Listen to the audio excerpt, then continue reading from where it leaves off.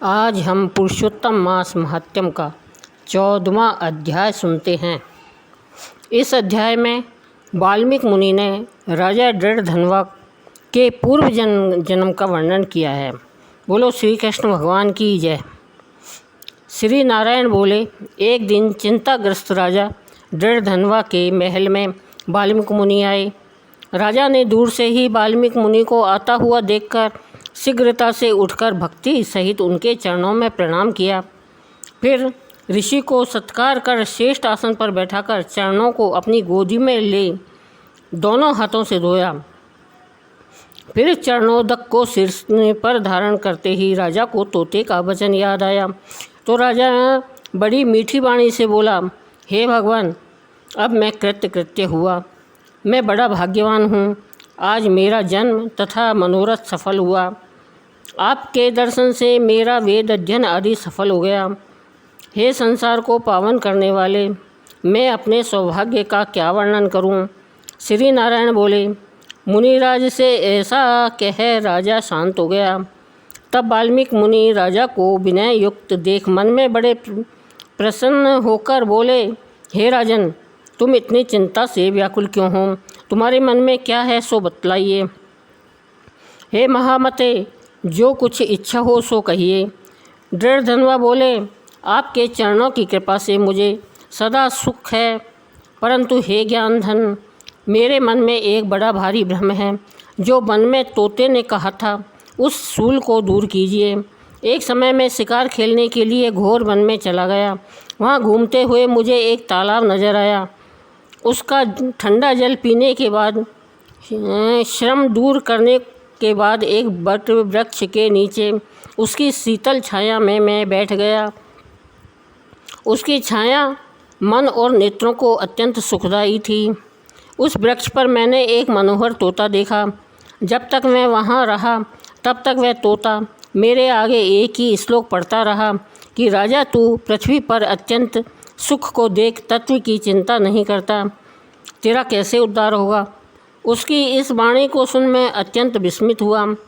हे ब्राह्मण, तोते ने जो कहा वह मैं नहीं समझ पाया। यही मेरे हृदय का संदेह है। इसे आप ही मिटने में समर्थ हैं। मेरे राज्य में सभी सुख है। प्रतिभाशाली 4 पुत्र हैं। मनोहर पतिव्रता स्त्री है।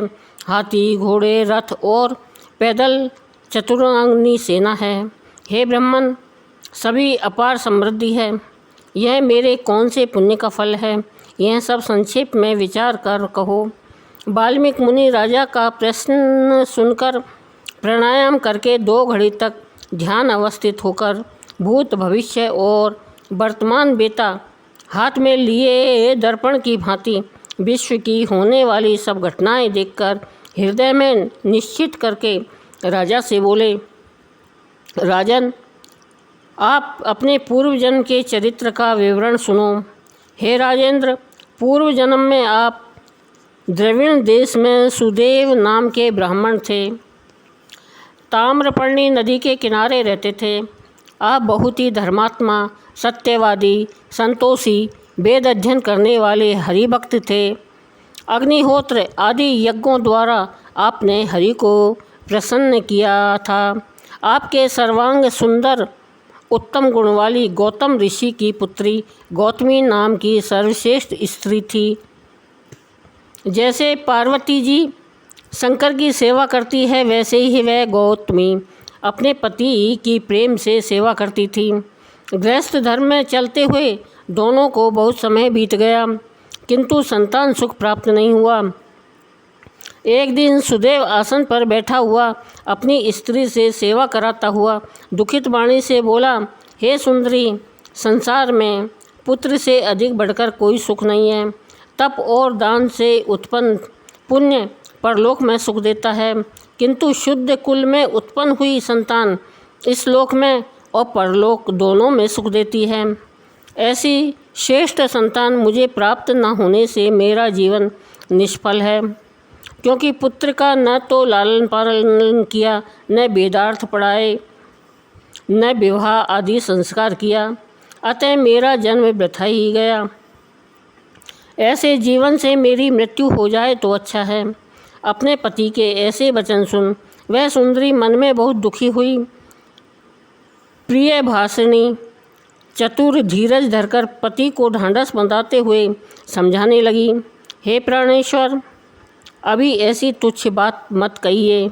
आप जैसे वैष्णव भगवताचारी मोह रूपी जाल में नहीं पड़ते। हे द्विज, आप सत्य कर्म में लीन हो, सत्यव्रति ही स्वर्ग को जाता है। हे सुव्रत, आप जैसे ज्ञानी पुरुष पुत्र सुख की इच्छा नहीं करते। हे ब्राह्मण, पहले राजा चित्रकेतु जब पुत्र शोक में दुखित हुआ तब नारद और अंगिरा मुनि ने आकर उन्हें पुत्र शोक से मुक्त किया था। जिस प्रकार अंगराजा अपने दुष्ट पुत्र बेन के कारण रात्रि में वन को चला गया, वैसे ही हे स्वामी, कभी कभी संतान भी दुखदायी हो सकती है। यदि आपको सुपुत्र की इच्छा हो तो सब अर्थ के देने वाले हरि जगन्नाथ की आराधना करो। हे ब्राह्मण, जिनकी आराधना करके महर्षि कर्दम ने सांख्य के आचार्य योगियों में श्रेष्ठ कपिल देव को प्राप्त किया, इस प्रकार अपनी पत्नी के वचन सुन वह ब्राह्मण मन में निश्चय कर पत्नी सहित ताम्रपर्णी नदी के किनारे गया।